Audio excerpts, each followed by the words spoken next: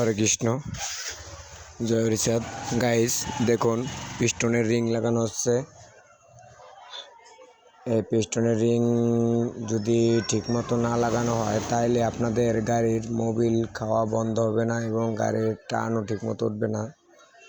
যে রিংয়ের মুখগুলা, একটা জিনিস লক্ষ্য রাখবেন যে রিংটা বসালে রিংয়ের যে মুখগুলা, প্রতিটা মুখ যেন ফাঁক থাকে, যেন একটার সাথে একটার মুখ যেন এক জায়গায়, সব মুখগুলো যেন এক জায়গায় না হয়।